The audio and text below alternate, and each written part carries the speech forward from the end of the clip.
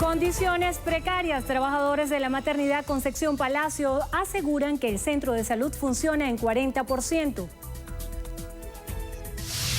Absurdas, falsas y maliciosas. Así calificó el canciller Jorge Arreaza las declaraciones del asesor de seguridad de Estados Unidos, John Bolton. Sobre la mesa, Estados Unidos evalúa posible beneficio migratorio a los venezolanos que estén en territorio norteamericano.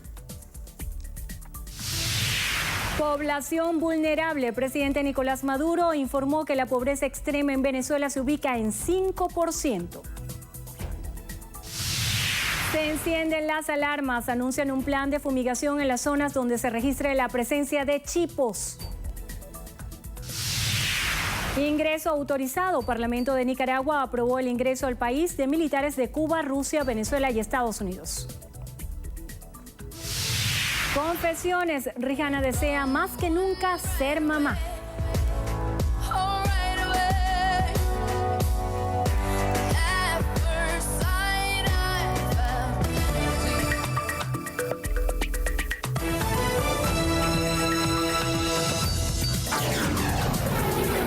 Noticiero Venevisión.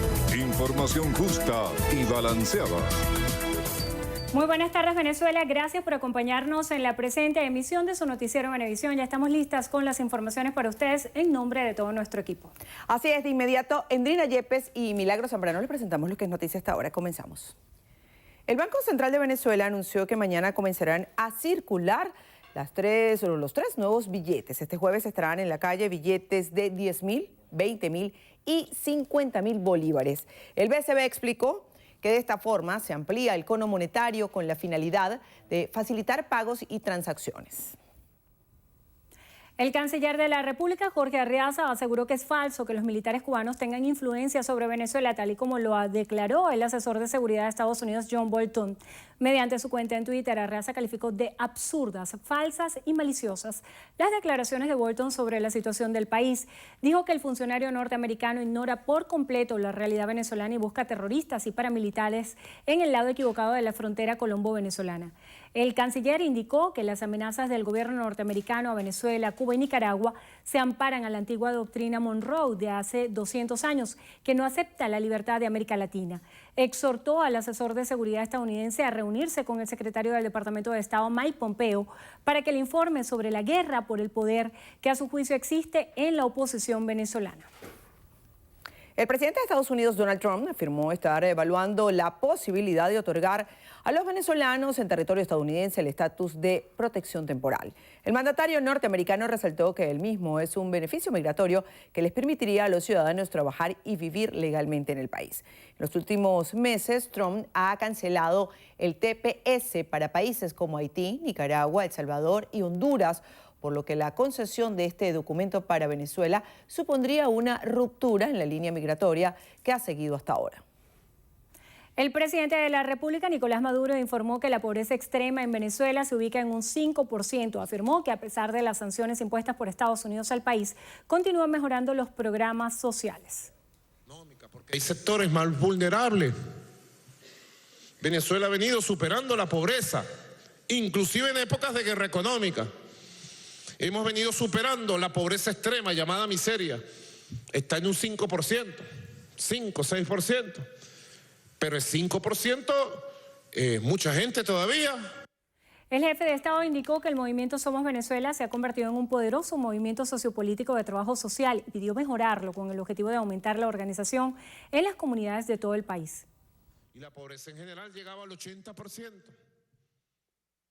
Vayamos a una nueva forma de organización del movimiento Somos Venezuela a nivel nacional, a nivel de todos los estados, de los municipios, de las parroquias y de las comunidades. Un establecimiento organizativo nuevo. Revisemos lo bueno que tenemos, revisemos lo que no ha funcionado y revisemos lo nuevo que se propone. El Ejecutivo aprobó recursos para importar equipos, materiales y suministros desde China con el objetivo de impulsar la misión Barrio Nuevo, Barrio Tricolor. El protector del Estado Táchira, Freddy Bernal, estima que en un mes se adecúe el sistema para la implementación definitiva del carnet de circulación fronteriza para ciudadanos colombianos. Destacó que la plataforma no dependerá de conexión a Internet. Nuestra compañera Marina Glot nos trae los detalles.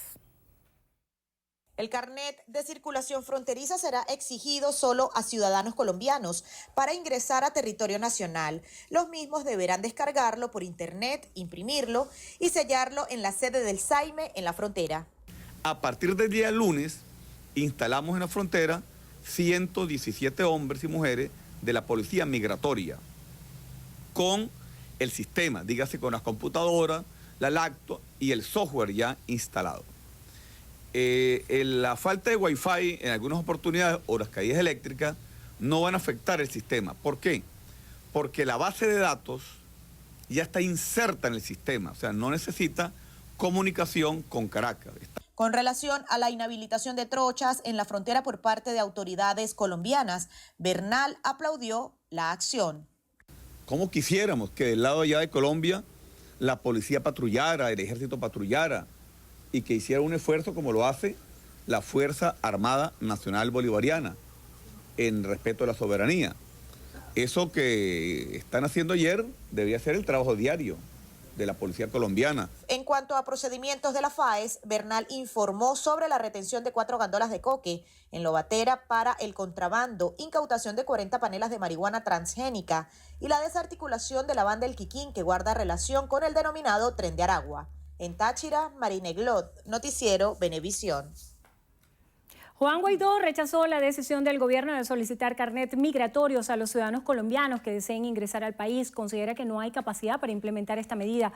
También criticó que nuevamente no se les permitiera el ingreso al Palacio Federal Legislativo a los medios de comunicación acreditados para cubrir las sesiones de la Asamblea Nacional. El llamado a seguir insistiendo, agradecer a la prensa libre que logró entrar hoy, que lograron entrar, hay que decirlo de esa manera, no fue que pudieron entrar como deberían entrar tranquilamente al Palacio Federal Legislativo, la casa que hace las leyes. La sesión de la Asamblea Nacional tuvo 2 puntos en agenda: aprobación de la creación del monitor de servicios públicos y el debate sobre la situación de la frontera. Ante el hallazgo de chipos en 3 sectores de Los Alias, el alcalde del municipio, José Fernández, anunció el plan de fumigación en las zonas de riesgo. Resaltó que las autoridades sanitarias ya se encuentran atentas ante esta situación. Nuestro compañero Alberto Rebeto nos amplía la información. Los insectos hallados en las comunidades de Figueroa, El Cují y El Amarillo pertenecen a la familia de los Pastrongyllus o chipos silvestres, cuyo rango infeccioso es de 11%. No tenemos ningún tipo de denuncia, sino que se han visto algunos chipos en algunas comunidades y ese es el llamado que le quiero hacer a los vecinos de San Antonio. Llámenos, si ven algún chipo, vamos a su casa, fumigamos, no podemos hacer esas fumigaciones masivas. Asimismo, se conoció que 8 de cada 10 consultas médicas en la jurisdicción son por casos de hepatitis, por lo que las autoridades sanitarias recomiendan potabilizar el agua antes de consumirla y mantener una buena higiene en la preparación de los alimentos. Hemos notado que, por ejemplo, 12 a 10 pacientes en nuestra morbilidad cursan con la enfermedad de hepatitis A. Estamos tratando de realizar todos los parámetros clínicos y todas las medidas preventivas para evitar que eso se propague, pero bueno, prácticamente estamos atados de manos con cuestiones sobre todo de salubridad del agua. Finalmente se conoció que se están realizando jornadas de inmunizaciones gratuitas, por lo que invitan a los vecinos a asistir a los ambulatorios del municipio. Desde San Antonio de los Altos de Altos Visión, Alberto Rebeto, Noticiero Venevisión. En Nicaragua, el Poder Legislativo autorizó el ingreso al país de militares de Cuba, Rusia, Venezuela y Estados Unidos para fines humanitarios de adiestramiento e intercambio de experiencias con el Ejército Nacional. Con el voto de 72 diputados, en su mayoría oficialistas, el plenario aprobó un decreto que autoriza el ingreso al territorio nacional de efectivos militares, naves, aeronaves y personal militar extranjero entre el 1 y el 31 de julio. Además de los países mencionados, también podrán ingresar las Fuerzas Armadas de México, Taiwán y de países vecinos de Centroamérica. El Poder Legislativo también autorizó al Ejército de Nicaragua para que pueda enviar militares hacia las naciones que enviarán a sus tropas como los mismos fines y en igual periodo. La presunta visita de tropas cubanas, rusas o venezolanas ha causado polémica en Nicaragua debido a que la oposición se resiste a que ese país sea visto como satélite de los intereses geopolíticos de dichas naciones. En Panamá, un tribunal de juicio oral otorgó cambio de medida cautelar al expresidente Ricardo Martinelli. Jesús González, de la Alianza Informativa Latinoamericana, nos tiene los detalles. Así es, este miércoles un tribunal de juicio oral en la ciudad de Panamá le otorgó al expresidente Ricardo Martinelli un cambio de medida cautelar. Recordemos que el expresidente Martinelli está siendo procesado por las supuestas interceptaciones telefónicas ilegales durante su administración gubernamental, luego de declarar que eran competentes para atender la solicitud de cambio de medida cautelar. Los jueces del tribunal anunciaron que se tomarían un receso de cerca de 10 horas para deliberar. La decisión se conoció a las 5 de la mañana, hora de Panamá. Fueron varias las medidas, entre ellas el cese de la medida de detención provisional, depósito domiciliario, no puede salir del país, debe entregar el pasaporte, no puede acercarse ni comunicarse con las víctimas. El expresidente no puede hacer comentarios en redes sociales, como era muy habitual en él. Tampoco puede dar entrevistas. Otra de las medidas es que será trasladado por la Policía Nacional cada vez que vaya a una audiencia o tenga alguna cita médica, siempre y cuando lo comunique con anticipación. Se conoció que la medida que fue impuesta por estos jueces será apelada por la Fiscalía y también los querellantes. Soy Jesús González desde la ciudad de Panamá para la Alianza Informativa Latinoamericana. Amigos, momento de hacer nuestra primera pausa. Al regreso, en alerta. Lluvias torrenciales causan estragos en el sur de China. Los detalles en tan solo minutos. Ya venimos.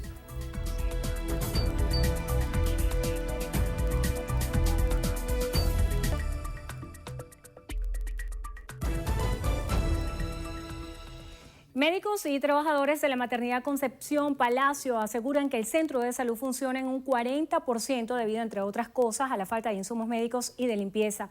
Maoli Aldana nos cuenta más. Buenas tardes. Los trabajadores y los médicos de la maternidad Concepción Palacio volvieron a protestar por las múltiples carencias que presenta este centro de salud. Aseguran que al día de hoy no hay droga anestésica indispensable para los procedimientos en pabellón. Dicen que este centro de salud se ha convertido en referencia y que las embarazadas de la maternidad Concepción Palacio se han vuelto peregrinas. Normalmente no tenemos equipos para atender instrumental quirúrgico porque no tenemos, las calderas están dañadas de hace como 7 meses y hasta ahora no se han reparado y entonces nosotros no podemos esterilizar dentro de la institución. Eso hace que nosotros, por ejemplo, casi todos los días de la semana tenemos que restringir y referir a las pacientes a otra institución, a pesar de que sabemos que somos una maternidad y que generalmente la paciente cuando consulta debe ser ingresada de manera inmediata. Fui a Prescarreño, en el Prescarreño también me dijeron lo mismo, que no me podían atender, nada más me revisaron, de por sí ni siquiera me dieron un pronóstico de mi embarazo bien, solamente me dijeron, no, aquí no te podemos atender, vete para otro hospital. No me dijeron más nada. Pero a ti no se te ha adelantado el parto, ¿sí? Ya entré en labor de parto, ya estoy dilatando. Los trabajadores mostraron el deterioro en que se encuentran los implementos de trabajo, además los uniformes y los zapatos. Denunciaron que les pretenden cancelar 10.000 bolívares para dotación.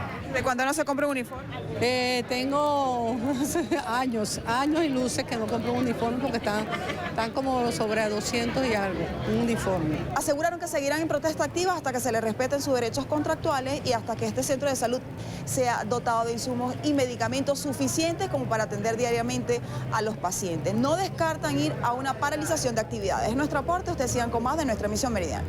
Gracias, Maoli. El embajador de Francia, Romain Nadal, aseguró que su país respalda el proceso de conversaciones de Noruega sobre Venezuela. Manuel Covela nos amplía. Sí, así es. Muchísimas gracias. El embajador Romain Nadal aseguró que su país, como miembro de la Unión Europea y del Grupo de Contacto Internacional, apuesta e insiste en una solución consensuada, política y pacífica para la actual situación de Venezuela. A continuación, parte de lo que dijo el representante diplomático. Las apoyamos, es una buena noticia, una esperanza para todos los venezolanos y para la comunidad internacional. Ojalá puedan desembocar sobre un acuerdo político, sobre elecciones presidenciales transparentes y libres. Trabajamos con todos, por supuesto, con China, con Rusia, con Cuba, con todos los países que quieren favorecer una salida democrática y pacífica, por supuesto. El embajador agregó que Francia se acogerá a la decisión que tome la Unión Europea sobre si acepta o no la vigencia por 5 años de aquellos pasaportes venezolanos que ya estén vencidos. Declaraciones que ofreció durante la presentación de las actividades culturales que se celebrarán durante la Semana de Francia entre el 17 y el 23 de junio. Esto es la información. Continúen ustedes con más de la emisión meridiana del noticiero Venevisión. Muchísimas gracias, Manuel. Al menos 5 avenidas de Ciudad Guayana amanecieron cerradas en reclamo por la falta de combustible. Anderson Pérez nos tiene los detalles. Transportistas, choferes y usuarios aseguran que llevan más de 2 días esperando para surtir de gasolina y les notificaron que la cisterna no llegaría. La misma situación fue reportada en las estaciones de servicio de San Félix, Los Olivos y el Paseo Caroní de Puerto Ordaz. Tenemos 72 horas haciendo la cola organizadamente y bueno, hoy nos conseguimos con la sorpresa pues a las 6 de la mañana cuando hacen el chequeo que no iban a suministrar la cisterna con la gasolina, ya que fue suspendida porque habían muchas listas. Freddy Marrero tiene 70 años, asegura que no es el único de su edad que amanece haciendo colas por combustible.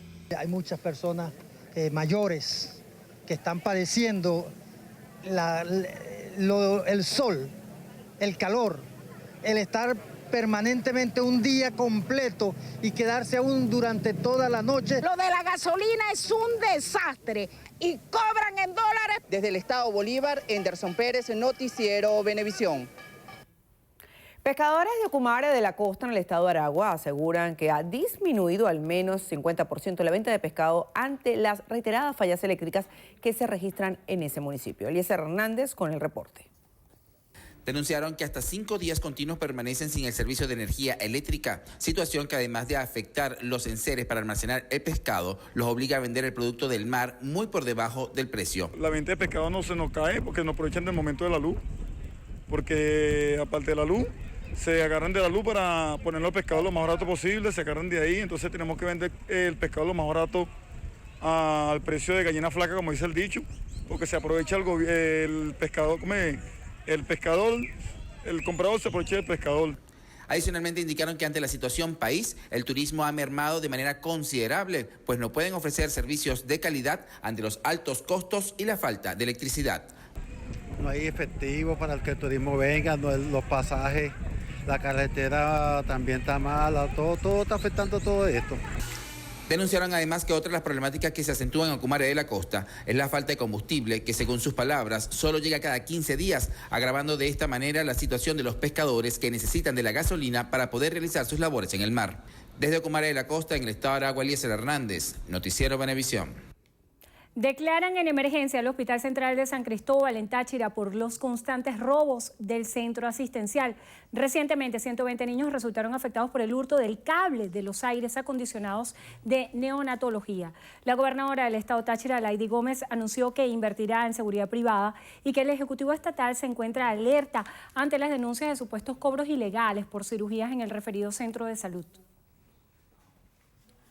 Todos los servicios se han visto afectados por el robo de cable, el cable de cobre de las conexiones eléctricas, a pesar de que no tenemos gasolina, de que tenemos deficiencia con el oxígeno y de que tenemos deficiencia con la energía eléctrica. Hago un llamado de que quien esté tratando de corromper nuestra gestión, la ciudadanía colabore y haga la denuncia formal.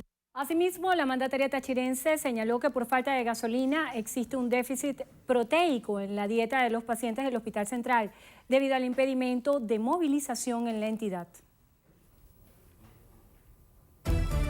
En breve, regresó con todo. Mick Jagger, el legendario vocalista de los Rolling Stones, se prepara para su gira mundial. Los detalles en Estrenos y Estrellas. Ya venimos.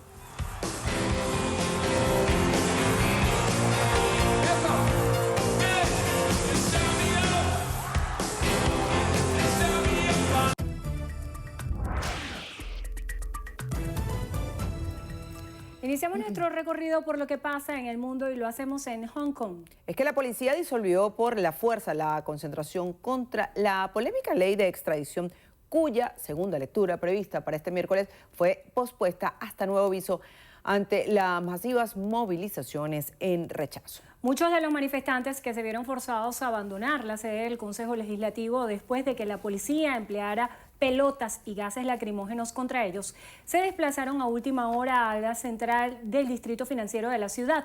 La prevista ley de extradición permitirá a la jefatura del Ejecutivo local y a los tribunales de Hong Kong tramitar las solicitudes de jurisdicciones sin acuerdos previos ni supervisión legislativa.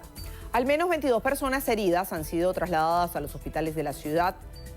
Según medios locales, los manifestantes se mostraron pacíficos en todo momento y se defendieron de las cargas policiales con cascos, botellas de agua y paraguas, recordando los escándalos y las protestas de 2014 que marcaron entonces la mayor expresión de disconformidad con las políticas chinas en ese territorio. El primer ministro japonés Shinzo Abe llegó a Teherán para una visita de 2 días en la que se reunirá con los máximos responsables iraníes con el objetivo de aliviar las actuales tensiones entre Irán y Estados Unidos. El primer ministro japonés, que visita Irán en 41 años desde antes del triunfo de la Revolución Islámica, fue recibido por el ministro de Asuntos Exteriores iraní, Mohammad Javad Zarif. México ha creado una mesa permanente con Honduras, El Salvador y Guatemala para atender el fenómeno migratorio y este miércoles el canciller Marcelo Ebrard hablará con los presidentes del resto de naciones. En la conferencia matutina del presidente mexicano Andrés Manuel López Obrador, el canciller afirmó que con estas naciones se abordarán temas consulares, de protección de los migrantes y de gestión fronteriza, que es compleja.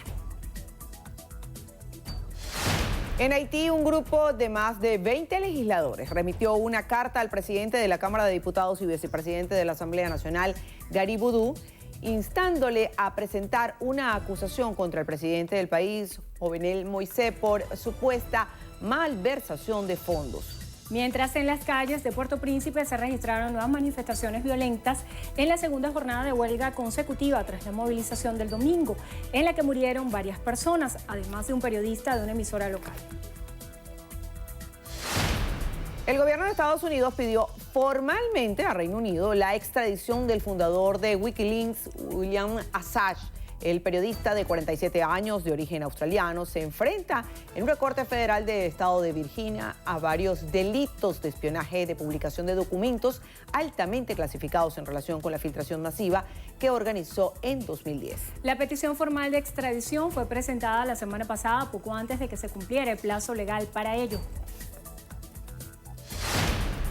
En Rusia, las autoridades detuvieron a más de 400 personas, entre ellos el líder opositor Alexei Navalny, una marcha que no autorizó para denunciar casos fabricados para acallar voces críticas, como el que sufrió el periodista de investigación Iván Gulonov, finalmente liberado este martes por falta de pruebas. Según testigos, entre los detenidos figuran varios periodistas, tanto rusos como extranjeros, e incluso algunos menores.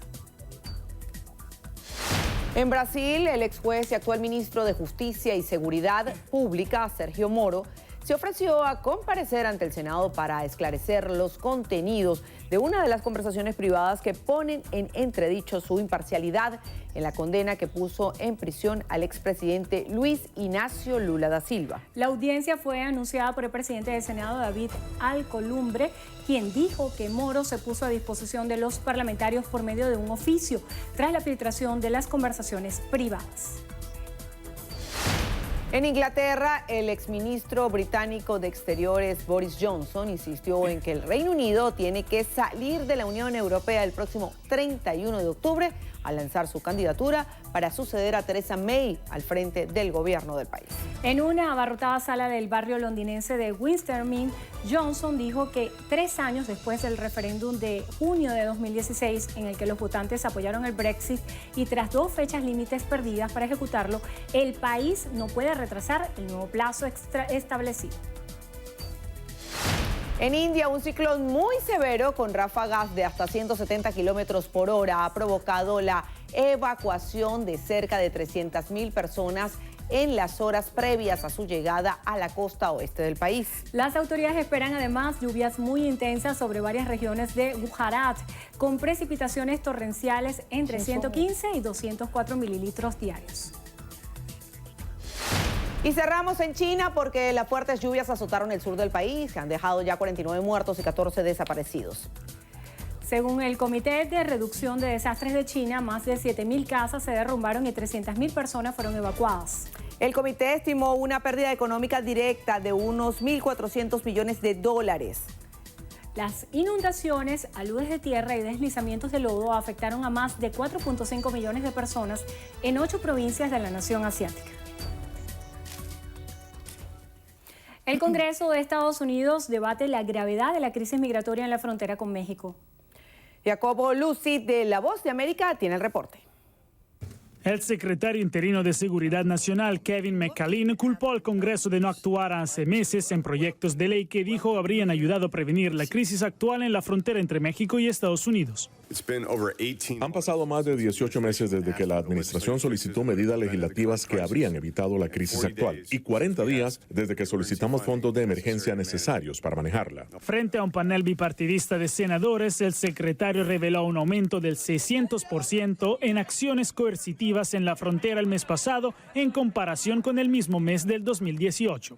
También mencionó el arresto de 133,000 migrantes solo en el último mes. El senador republicano Lindsey Graham dice que el punto de ruptura ya se superó y preguntó: si cambiamos nuestras leyes para que digan, si usted es de Centroamérica, no podrá solicitar asilo cuando ya esté presente en Estados Unidos, deberá hacerlo desde su país de origen o quizás desde México. ¿Qué efecto podría tener la decisión en el problema? En primer lugar, sería devastador para organizaciones que se benefician de este ciclo. Proporcionaría acceso a asilo dentro de su país de una manera mucho más segura, en lugar de emprender este peligroso viaje. Además, detendría este flujo de inmediato. Según McAleenan, detener a las familias migrantes con niños por 100 días en lugar de 20 antes de liberarlos en el país a la espera de su audiencia inmigratoria permitiría procesarlos legalmente de mejor manera y reduciría el flujo inmigratorio entre 70 y 90%. Legisladores demócratas reconocieron también la gravedad de la situación. Realmente espero que podamos encontrar maneras de avanzar juntos. Realmente siento que todo lo que hagamos debe ser bipartidista. Jacopo Luzzi, Voz de América, Washington.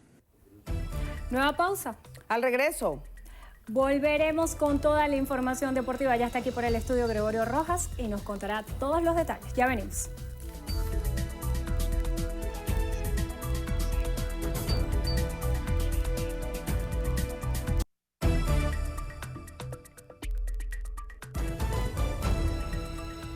Continuamos. El diputado de la Asamblea Nacional, William Dávila, solicitó a la Comisión de Política Interior de la Asamblea Nacional una exhaustiva investigación sobre el fallecimiento de una persona el pasado 8 de junio en Mérida durante una cola para surtir gasolina.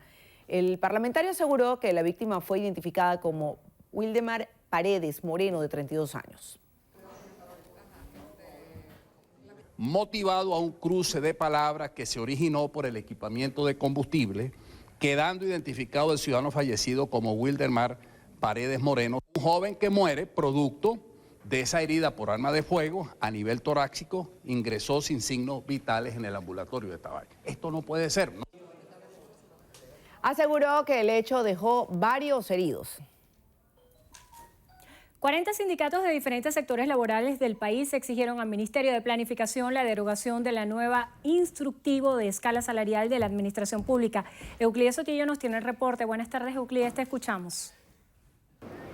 Hola, buenas tardes. Estos trabajadores, representantes de diferentes dependencias del sector público, aseguran que el nuevo instructivo fijado en agosto del 2018 y respeta los beneficios establecidos en las contrataciones colectivas.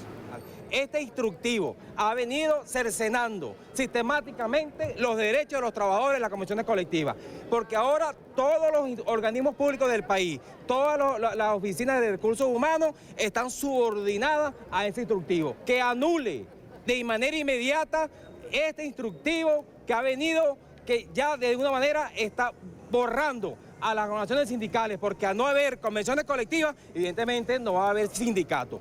Estos trabajadores también aseguraron que agotarán todas las instancias nacionales. Sin embargo, de no ser escuchadas sus peticiones, no descartaron acudir a instancias internacionales como la Organización Internacional del Trabajo. En Chacaíto, Euclides Sotillo, Noticiero Venevisión.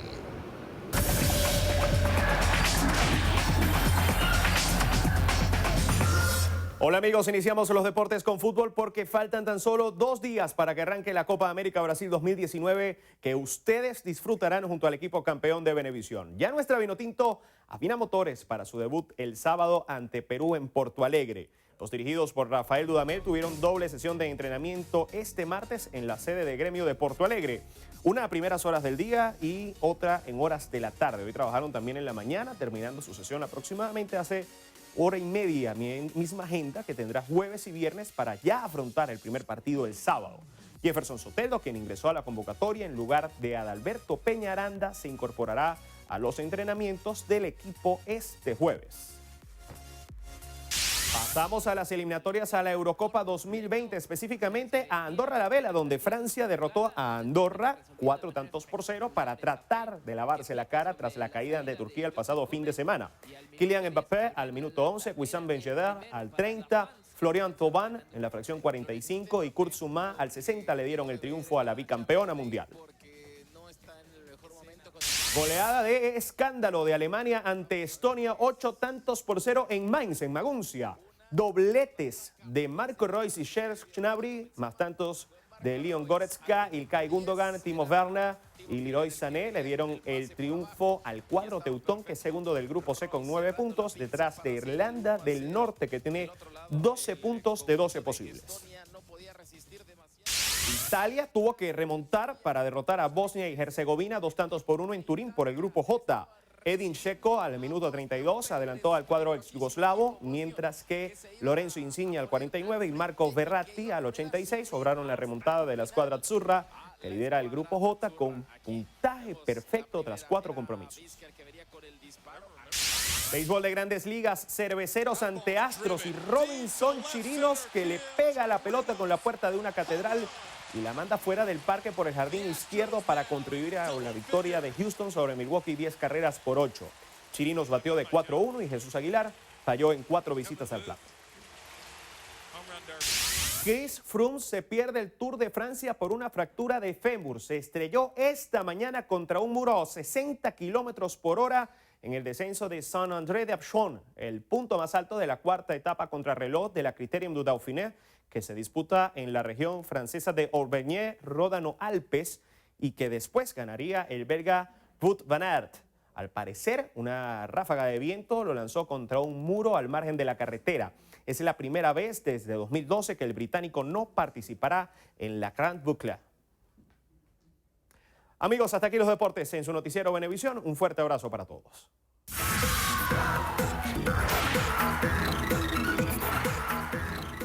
Iniciamos las noticias de estrenos y estrellas con Rihanna. La cantante reveló que tiene deseos de convertirse en mamá.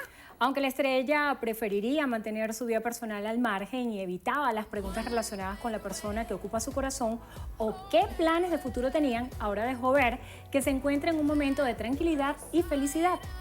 Riri estuvo en una entrevista y compartió su amor por el empresario saudí Hassan Jameel, con el que lleva saliendo cerca de 2 años y del que habló por primera vez. También comentó sobre su deseo de formar una familia y tener un hijo, que es lo que más desea en el mundo. Confesó que no está centrado únicamente en sus múltiples empresas y en sus proyectos musicales, pues tiene claro que necesita tiempo para ser feliz y en su agenda ahora tiene días personales. Mick Jagger está de vuelta y no tiene intención de parar.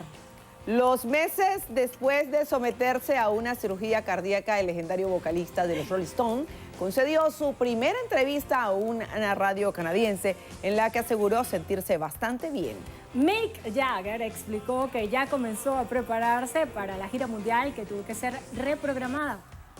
Y comentó que los ensayos los combina también con un poco de ejercicio, sin ningún tipo de excesos. Además confesó que aunque tiene ganas de salir de gira, está un poco más relajado que otros años.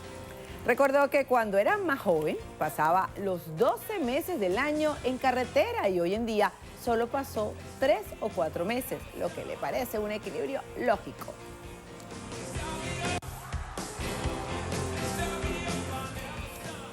Y al regreso de una entrevista a Venevisión nos acompaña Andrés Caleca, expresidente del Consejo Nacional Electoral. Ya venimos.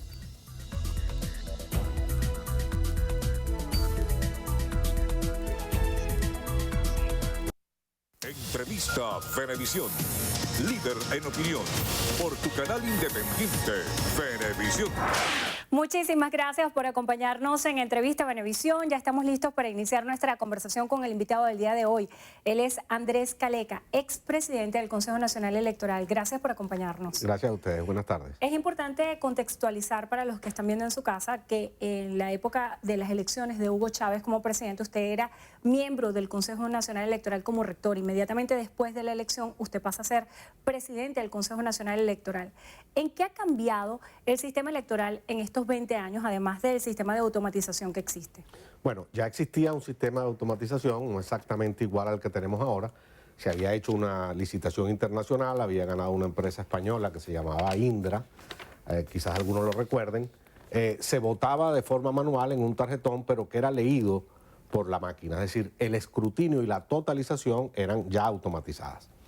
Luego, es muy importante señalar que el Consejo Nacional Electoral que yo presidí fue un Consejo Nacional Electoral integrado por 7 rectores absolutamente independientes, entendiendo por independencia no tener militancia política o no haber tenido militancia política por lo menos en los últimos 7 años de la vida de cada uno de los rectores.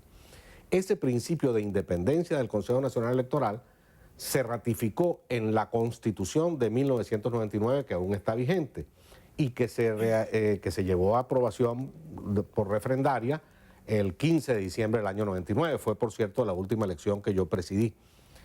Inmediatamente después de eso pasó un hecho muy importante en la vida electoral venezolana, que es que se violó casi inmediatamente después de aprobada la Constitución, se violó ese precepto constitucional y desde entonces el Consejo Nacional Electoral ha estado integrado mayoritariamente por militantes del partido de gobierno, hasta el día de hoy. Esa es una ilegalidad y afecta la legitimidad de todos los procesos electorales que han ocurrido en Venezuela desde entonces hasta el último del 20 de mayo del 2018.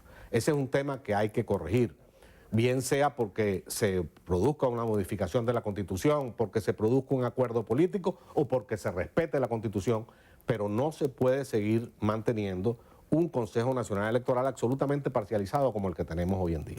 Cuando se piensa en la pertinencia de una negociación entre gobierno y oposición, el tema electoral sin duda alguna es un epicentro del debate y se habla muchísimo de la necesidad de someter a un nuevo proceso electoral. Cuando los voceros de la oposición hablan acerca de un cambio en Venezuela, ellos aseguran que debería haber unas nuevas elecciones. ¿Qué opinión le merece este argumento? Bueno, yo he venido sosteniendo desde hace tiempo en algunos grupos donde me reúno, donde por cierto nos reunimos muchas veces gente de la oposición y gente del gobierno, que Venezuela requiere una negociación política seria para salir de su laberinto. Venezuela está en una situación de virtual caos en todos los terrenos, en el terreno económico, en el terreno político, en el terreno social, en el plano internacional. Yo no voy a hacer ese rosario de quejas larguísimo ahora. Todos sabemos lo que estamos padeciendo. Para salir de esto se requiere una negociación política. ¿Entre quiénes? Entre los adversarios políticos que mantienen una situación de estancamiento en el país. ¿Qué debemos negociar nosotros? Yo he planteado, en primer lugar, y conmigo mucha otra gente que está de acuerdo, en primer lugar, en Venezuela tenemos que sentarnos a negociar un acuerdo de garantías políticas. ¿A qué hace referencia? Bueno, yo me refiero precisamente a eso, a la garantía de que todos los sectores políticos puedan transitar en la vida política del país una vía de solución antes, durante y después de un eventual proceso electoral. Se está discutiendo mucho en torno al proceso electoral, sí, pero sin garantías políticas ese proceso electoral no va a ser la solución del problema.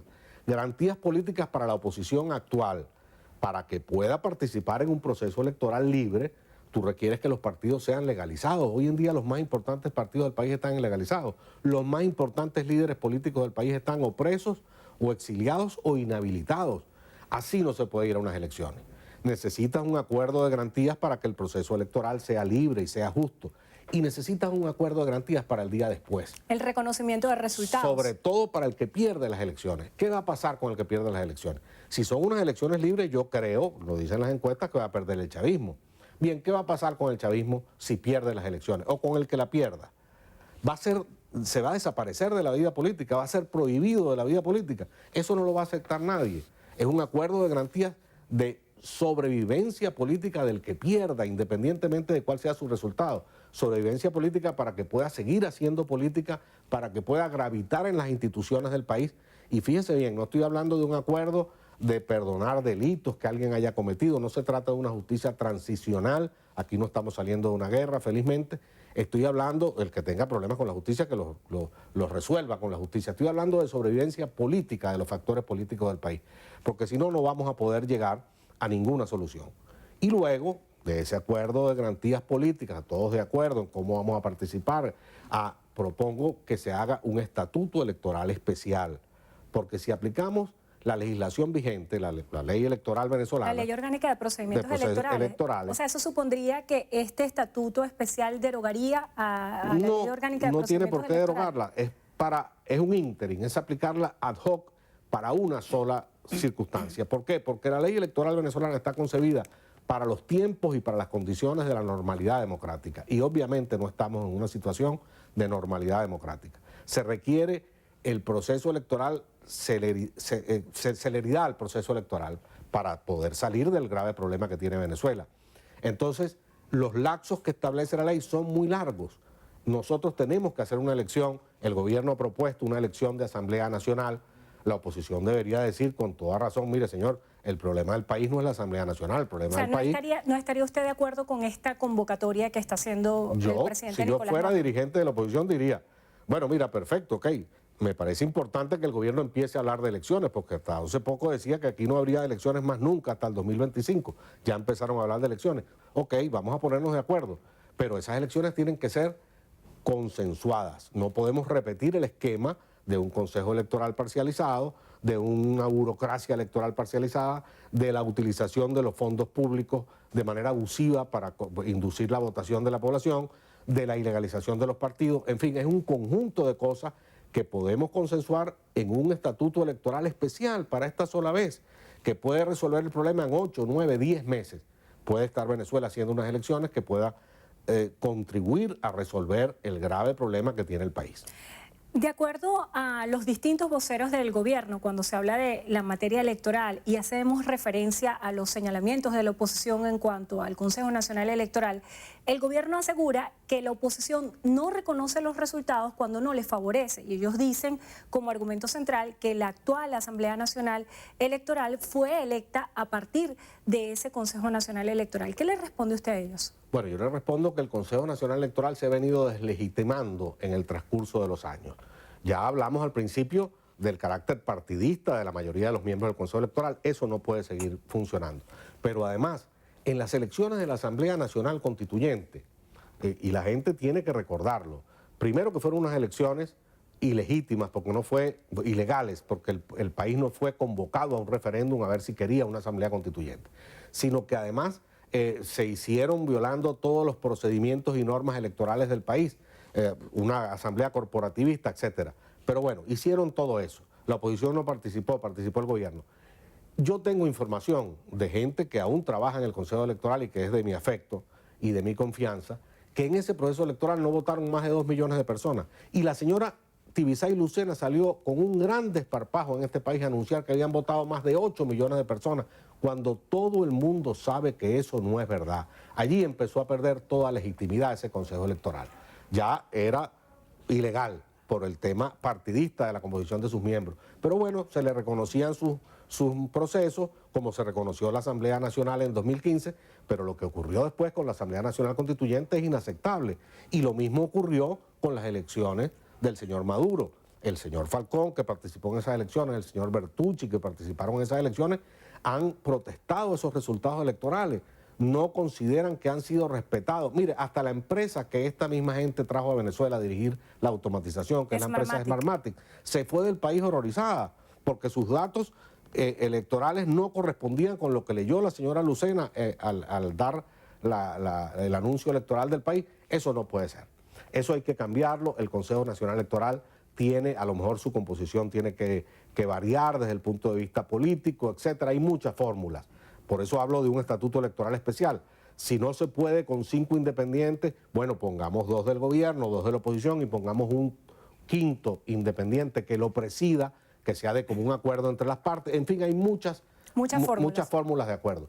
Pero hay que llegar a ese acuerdo. Ahora, para llegar a ese acuerdo hay que sentarse a negociar políticamente en serio. Cuando yo hablo de negociar, no hablo de repartirme cosas, de repartirse dinero, no, hablo de negociación política, porque Venezuela tiene un problema político que le impide resolver el resto de los problemas. Y mire, el país ha pasado a estar en crisis, a entrar a una crisis general, a encontrarse hoy en día en un verdadero caos. Este problema hay que resolverlo seriamente, con madurez, ambos sectores políticos del país, porque nos los van a resolver. Si nosotros no lo resolvemos, lo resolverán otros.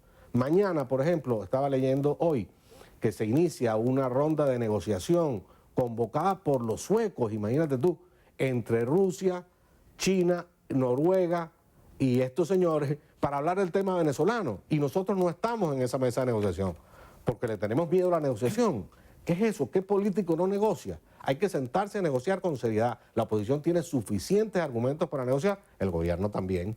Bueno, sentémonos y avancemos en una negociación seria a una solución electoral precedida de un acuerdo de garantías políticas para todos los participantes. Caleca, Timoteo Zambrano plantea que esta actual Asamblea Nacional debería designar un nuevo Consejo Nacional Electoral, pero en cuanto a la institucionalidad, ¿cómo quedaría? ¿Existirían dos Consejos Nacional Electoral? ¿Qué piensa usted acerca de esta propuesta? Yo pienso que designar un Consejo Nacional Electoral sin consenso entre las partes no tiene ningún sentido. Es repetir lo que ya venimos haciendo. Yo sí creo que debe ser la Asamblea Nacional quien designe un nuevo Consejo Nacional Electoral, tal como lo establece la Constitución, pero después de un acuerdo político. Por eso yo siempre hablo, primero vamos a llegar a un acuerdo de garantías políticas que puede incluir la incorporación del chavismo a la Asamblea Nacional, que creo que debe incorporarse. Deben ya terminar con esa entelequia de la Asamblea Nacional Constituyente que no sirve para nada, que no termina de hacer ninguna constitución. Deben integrarse a la Asamblea Nacional y llegar a un acuerdo allí de cómo integrar el Consejo Electoral y de cómo hacer unas elecciones. Un acuerdo precedido, repito, de garantías para todos. Para usted el escenario de negociación debería ser ese espacio de debate dentro de la Asamblea Nacional donde estén presentes gobierno y oposición. Bueno, la Asamblea Nacional es un espacio de parlamento, de diálogo, de discusión permanente. Ahora bien, en una situación tan grave como la que tiene Venezuela, posiblemente se requiera una negociación fuera de los reflectores. Cuando digo fuera de los reflectores no estoy hablando de una negociación secreta, que nadie sepa, eso sí uno de los errores, esconderse para negociar, no. Que la gente sepa que se va a negociar, dónde se va a negociar, cuál es la agenda de la negociación, pero los negociadores tienen que estar concentrados en su negociación, tienen que estar fuera de los reflectores. Mire, siempre que hay una negociación pasan dos fenómenos. Uno, los extremistas, los que no quieren una negociación porque saben que serán los primeros negociados, se oponen a esa negociación y empiezan a hacer ruido y empiezan a denunciar y a crear problemas. Pero además los propios que negocian, los propios negociantes, antes de una negociación y durante una negociación, aumentan la apuesta para negociar en las mejores condiciones posibles. Los negociadores no pueden caer en provocaciones. Los que estén negociando tienen que concentrarse en su agenda y a lo mejor entonces sí se requiere que sea en un espacio particular. En las negociaciones del siglo XX, por ejemplo, yo siempre pongo de ejemplo la más importante del siglo XX, que fueron las negociaciones de la paz de la guerra de Vietnam entre los Estados Unidos y los vietnamitas. Se hicieron en París.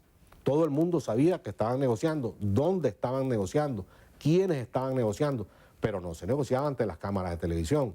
Y todo el mundo presenció que en esas negociaciones, precisamente cuando más cerca se estuvo de la paz, la guerra se recrudeció.